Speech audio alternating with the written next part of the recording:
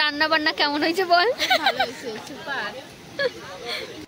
Hello everyone, welcome back to my channel Tulika's lifestyle. কেমন আছো তোমরা সকলে? আশা করছি সকলে ভীষণ ভালো আছো। আমিও কিন্তু বেশ ভালো আছি। তুলিকাস লাইফস্টাইলে তোমাদের সকলকে জানাই অনেক অনেক ওয়েলকাম, অনেক অনেক ভালোবাসা। আগের ভিডিওতে তোমাদেরকে তো বলেছিলামই যে আমার স্বাদ, তো আজকে হচ্ছে আমার স্বাদ। আজকে হচ্ছে শুক্রবার 25শে বৈশাখ। তো এখন বাজে হচ্ছে সকাল 7:10 মতো। ভেবেছিলাম 6:30টার দিকে বেরোবো, তো এতটাই লেট হয়ে গেছে যে 7:10 বেজে গেছে। তো বাড়ি পৌঁছতে পৌঁছতে মনে হয় 8:30 বেজে যাবে। আর এই যে দেখো সমস্ত বেডিং আমার রেডি। এই যে সেই ব্যাগটা, যেই ব্যাগটা আগের ভিডিওতে দেখিয়েছিলাম, আর ট্রলি। তো এই নিয়ে যাবো হচ্ছে বাড়িতে। আর আজকে হচ্ছে আমার স্বাদ। তো এই ভিডিওতে তোমাদের সঙ্গে শেয়ার করবো যে আমার স্বাদে কি কি হচ্ছে না হচ্ছে। আর দেখো কালকে 10:30টার সময় রাত মেহেন্দি করেছিলাম। এই যে খুব একটা ভালো পারি না আমি, মানে মোটামুটি চলার মতন। এই যে হচ্ছে করেছি, বেশিক্ষণ রাখতেও পারি না, ওই জন্য কালারটা যতটা এসছে বেশ ভালোই এসছে। তো চলো ওই বাড়িতে যাই, কি দিয়ে কী করছি সবটা তোমাদের সঙ্গে শেয়ার করবো। তো দেখো আমরা দেখতে দেখতে পৌঁছেও গেছি, আর পৌঁছতে পৌঁছতে অনেকটাই বেলা হয়ে গেছিলো। তো এদিকে দেখো আমার মা সবজি কেটে নিচ্ছে, সকালে রান্নাবান্নাটা ঘরে হবে। আর এদিকে রাঁধুনি ভাড়া করা হয়েছে দুপুরের রান্নাবান্নার জন্য, কারণ স্বাদে হচ্ছে আমাদের এখানে দুপুরবেলা খাওয়া দাওয়া হয়। তো অনেকক্ষণ বসেছিলাম, বাড়ি গিয়ে বসে থাকার পরে সবাই বললো স্নান করে নিতে, আর স্নান করে আলতা পরতে।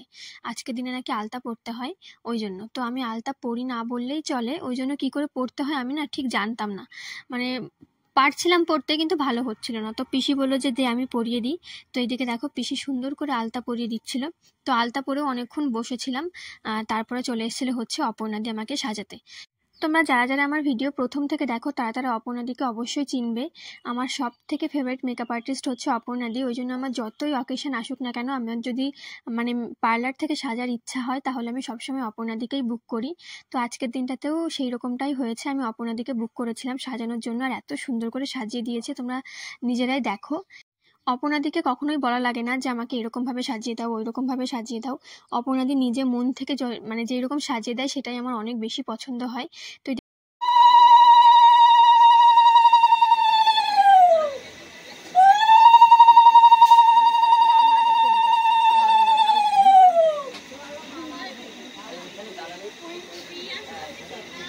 ওই পাশে বসে দাও, তার ভালো হবে। ওই ওই ওই ওইটা ওইদিকে নিয়ে যাও, প্লেটটা, ধানের প্লেটটা।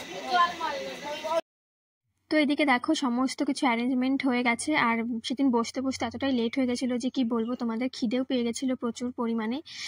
আসলে সেদিন মানে সমস্ত কিছু গোছাতে গোছাতে প্লাস আমার নিজে রেডি হতে, ক্যামেরাম্যান আসতে অনেকটাই লেট হয়ে গেছিলো, প্রায় 2টো বেজে গেছিলো। 2টো অবধি না খেয়ে থাকাটা বুঝতেই পারছো এই প্রেগনেন্সির টাইমে কতটা কষ্টকর। একদম না খেয়েছিলাম না, সকাল থেকে ওই ধরো ডাবের জল, তারপরে একটুখানি মিষ্টি, এই সমস্ত খেয়েই 2টো অবধি ছিলাম। তো 2টোর সময় হচ্ছে আমাকে স্বাদ দেওয়া হচ্ছিল। তো সবার প্রথমে মা এখানে মিষ্টিমুখ করাচ্ছিল আমাকে, কারণ মা যেহেতু আমাকে স্বাদ দিচ্ছে ওই জন্য সবার প্রথমে মাই আশীর্বাদ করছিল। তো আমার শ্বশুরবাড়িতে হচ্ছে স্বাদ নেই, অনেকের মধ্যে থাকে চোরা স্বাদ, সেটা হচ্ছে ধরো লুকিয়ে লুকিয়ে 5 প্রকার রান্না করে দিল, 5 প্রকার ভাজা করে দিল, লুকিয়ে লুকিয়ে একটা শাড়ি দিল, একটা শাখা দিল, এরকম মানে অনেকের মধ্যে নিয়ম থাকে চোরা স্বাদের। কিন্তু আমার শ্বশুরবাড়িতে সেই চোরা স্বাদটুকুও নেই, মানে একদমই স্বাদ নেই। ওই জন্য আমাকে মানে 7 মাসেই বাবার বাড়ি থেকে স্বাদ দেওয়া হয়েছে, নইলে 9 মাসেই দেওয়া হতো। যেহেতু আমার শ্বশুর বাড়ি থেকে স্বাদ দেবে না, ওই জন্য আমাকে বাবার বাড়ি থেকে 7 মাসে স্বাদ দেওয়া হলো। তো প্রথমে মা আশীর্বাদ করলো, তারপরে এখানে ঠাকুমা আশীর্বাদ কিন্তু হয়ে গেছে আমার অনেক দিন আগে, কিন্তু ভিডিওটা এডিট করে পোস্ট করতে করতে আমার অনেকটাই লেট হয়ে গেল, তার জন্য খুব খুব দুঃখিত তোমাদের কাছে। অনেকে আমাকে কমেন্ট করেছে যে দিদি ভাই তুমি কবে স্বাদের ভিডিও দেবে, কবে স্বাদের ভিডিও দেবে। তো ফাইনালি আজকে দেখো তোমাদের সঙ্গে স্বাদের ভিডিওটা শেয়ার করলাম। আর এরপরে তোমাদের সঙ্গে শেয়ার করব হচ্ছে স্বাদে আমি প্রচুর গিফট পেয়েছি, সেই গিফট আনবক্সিংয়ের ভিডিও। তার জন্য কিন্তু আমার চ্যানেলে চোখ রেখো, আমার চ্যানেলের সঙ্গে থেকো। খুব তাড়াতাড়ি আমি সেই ভিডিওগুলো এডিট করে তোমাদের সঙ্গে শেয়ার করব। আর এইদিকে দেখো আমার বড় মামি শাশুড়ি হচ্ছে আমাকে আশীর্বাদ করছিল। আমার শ্বশুরবাড়িতে যেহেতু স্বাদ নেই ওই জন্য আমার শাশুড়ি বা কাকি শাশুড়ি কেউই আমাকে আশীর্বাদ করেনি, বললো যে তোরাই করে ফেল, আমরা এর মধ্যে যাব না। তো ওনারা বাইরে বসে বসে দেখছিল আর আমাকে এদিকে সবাই আশীর্বাদ করছিল আর স্বাদ খাওয়াচ্ছিল। তো কেমন লাগলো তোমাদের অবশ্যই কিন্তু কমেন্টে জানিও। আর আমার লুকটা কেমন হয়েছে, অপর্ণাদি আমাকে কেমন সাজিয়েছে সেটাও কিন্তু অবশ্যই। এরপরে এখানে আমাকে আমার ছোট ননদ আশীর্বাদ করছিল।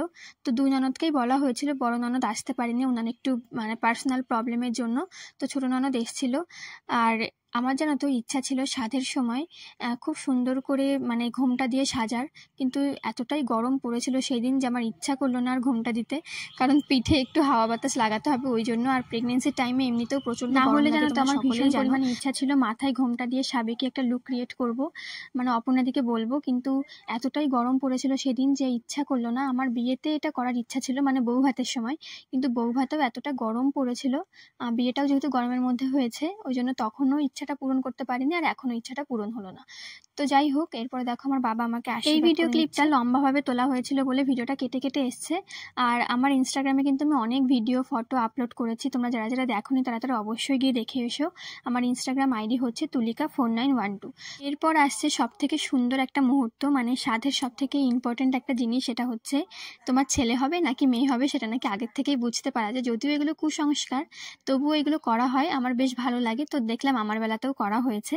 তো এই যে দেখো দুটো ধামা রাখা হয়েছে, এই সাইডে একটা আর ওই সাইডে একটা। আমি দেখেছি অনেকের মধ্যে হচ্ছে শিলনোড়া দেয় আর হচ্ছে প্রদীপ দেয়। শিলনোড়া তোলা মানে ছেলে হবে আর প্রদীপ তোলা মানে মেয়ে হবে, এরকম একটা ব্যাপার। কিন্তু আমার বাবার বাড়িতে নিয়ম ছিল হচ্ছে কাটা পিঠে মানে কাটা পিঠে দেবে, চুষি পিঠে যেটাকে বলে আর কি, ওই পিঠে আর হচ্ছে শিলনোড়া দেবে। তো চুষি পিঠে তুললে নাকি মেয়ে হবে আর শিলনোড়া তুললে নাকি ছেলে হবে। তো এই দেখে দেখো আমি চুষি পিঠে তুলেছি, ওই জন্য সবাই বলছিল আমার নাকি মেয়ে হবে। তো যাই হোক, নিয়মটা বেশ সুন্দর লাগলো আমার।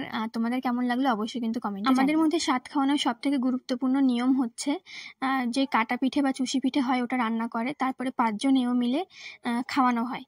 তো এদিকে দেখো আমার মা আমাকে খাইয়ে দিচ্ছিল আর 4 জন এও আমার মাকে ধরেছিল, মানে টোটাল 5 জন মিলে আমাকে এই কাটা পিঠেটা খাওয়াচ্ছিল। এটাই হচ্ছে সাধের আসল নিয়ম আমার বাবার বাড়ি থেকে। তো এরপরে সবাই বলছিল যে খাওয়া দাওয়া করে নিতে, কারণ সমস্ত নিয়ম কানুন এবার শেষ হয়ে গেছে। তো এবার হচ্ছে আমাকে যা যা রান্না করে দেওয়া হয়েছে ঘরে সেইগুলোই এখানে বেড়ে দেওয়া হয়েছিল, আর সুন্দর করে ফুল দিয়ে সাজিয়ে দিয়েছিল হচ্ছে আমার বোন। তো এরপরে সবাই বলছিল যে এই খাবারটা নাকি বাচ্চাদের সঙ্গে ভাগ করে খেতে হয়।